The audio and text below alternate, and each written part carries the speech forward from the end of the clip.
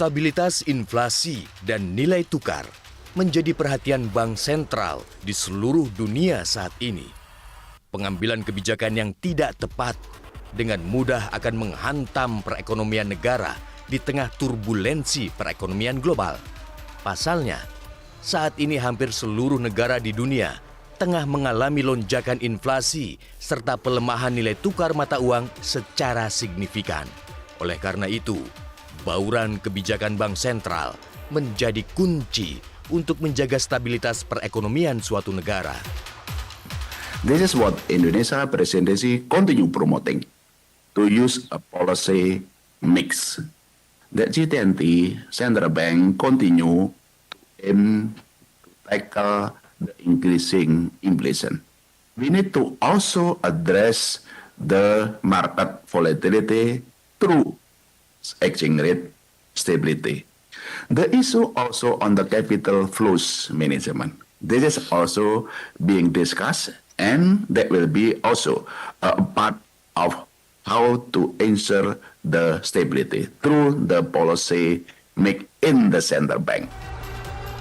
Lalu sanggupkah stabilitas ekonomi Indonesia tetap terjaga di tengah berbagai tekanan ekonomi global?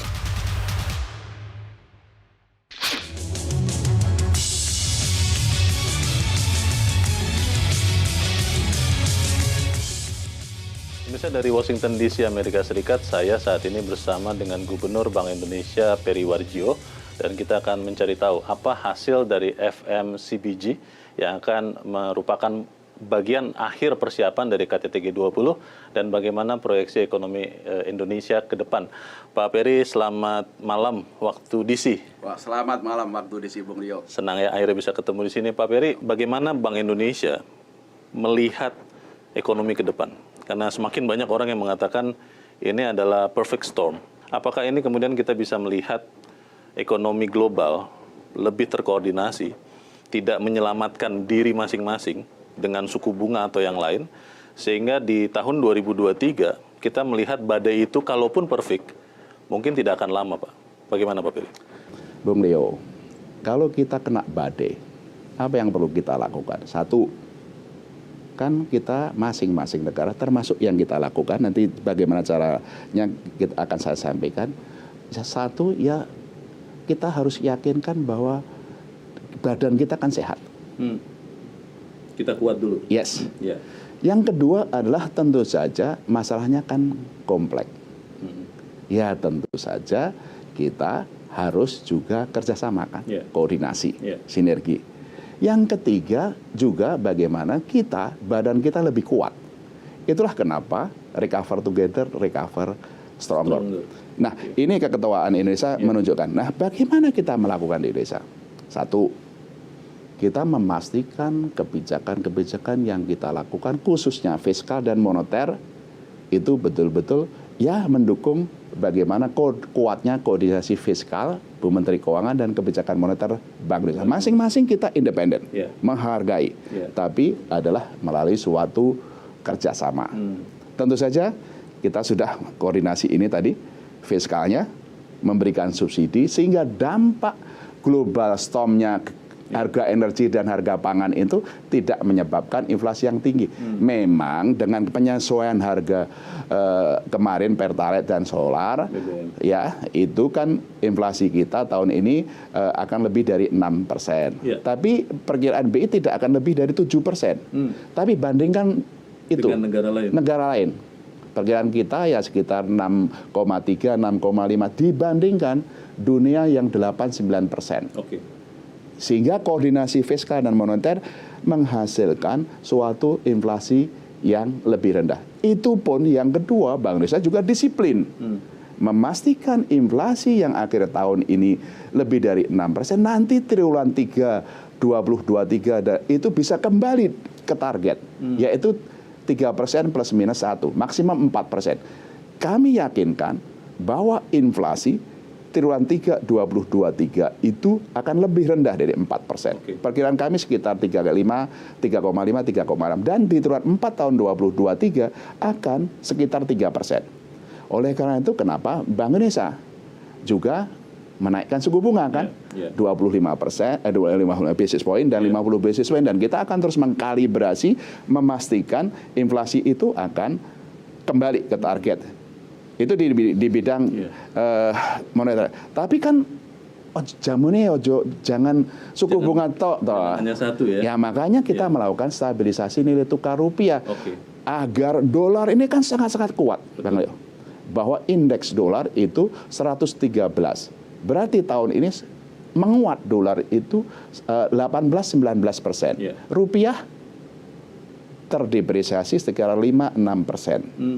Ini kenapa? Supaya harga energi, harga pangan global tidak menyebabkan harga-harga di dalam negeri naik. Dengan cara ini tentu saja masyarakat daya belinya tidak tergerus.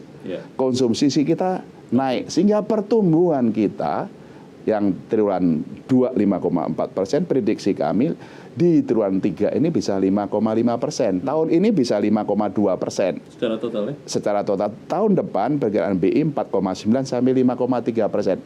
Tapi tentu saya bandingkan dengan dunia. Dunia 2,7%, Cina pun 4,6%, Amerika 1,2%, Eropa di bawah 1%. Jadi pertumbuhan ekonomi kita baik. Pak Peri, kita melihat FMCBG, Pak, itu adalah yang terakhir yang diadakan sebelum KTT G20 di Bali bulan November. Apa hasil konkret, Pak, dari pertemuan itu yang bisa membantu Indonesia dan juga dunia tentunya menghadapi masa-masa yang konon katanya kelam ini, Pak? Bagaimana, Pak? Betul, ini adalah masalah-masalah yang turbulensi atau gejolak global itu sedang terjadi.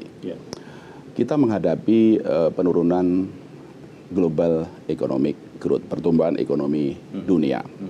IMF memperkirakan tahun ini 3,2, tapi tahun depan turun menjadi 2,7%. 2,7 tahun depan? Ya. Dan banyak terjadi di negara maju, baik Amerika, Eropa, termasuk juga Cina. Itu permasalahan pertama dari global. Pada saat yang sama, kita menghadapi inflasi global yang sangat tinggi. 8% bahkan bisa ke 9%.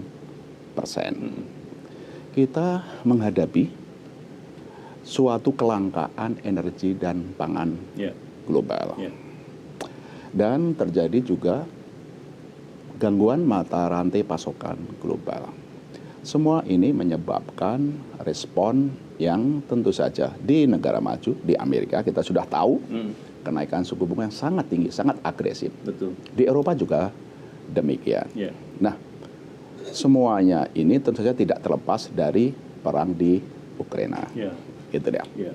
Ini kan permasalahan yang sangat kompleks. Belum lagi dampaknya bagi negara berkembang, termasuk Indonesia, termasuk negara-negara yang least developed countries seperti Afrika itu sangat berat. Belum banyak yang bisa pulih dari COVID. Sekarang menghadapi harga energi yang tinggi, harga pangan yang tinggi. Jadi dari masalah kesehatan dari COVID ke masalah ekonomi dan juga sekarang masalah kemiskinan, dan bagi negara-negara di Afrika menjadi masalah utang. Dan itu berbarengan semua? Ini berbarengan bersamaan sehingga ini memang turbulensi yang sangat besar, dan solusinya memang ya juga harus ada solusi politik, geopolitik, dan juga dari solusi-solusi dari ekonomi dan keuangan. Nah, disinilah peran dari keketuaan Indonesia. Khususnya di jalur keuangan finance track. Untuk KTT G20 di finance track-nya ya? Selama keketuaan Indonesia ini ada 6 agenda prioritas. Satu, bagaimana kebijakan makroekonomi itu secara terkoordinasi secara internasional, diperhitungkan secara baik dan dikomunikasi secara baik. Itu satu. Yang kedua, di sektor keuangan mengatasi dampak dari sisa COVID terhadap kondisi dunia usaha dan kondisi sektor keuangan, supaya stabilitas sektor tetap terjaga. Yang ketiga, bagaimana kita mendorong kerjasama sistem pembayaran dan CBDC untuk digitalisasi. Yang keempat adalah untuk inklusi ekonomi dan keuangan. UMKM, kaum perempuan, kaum pemuda, dan juga kaum yang lemah.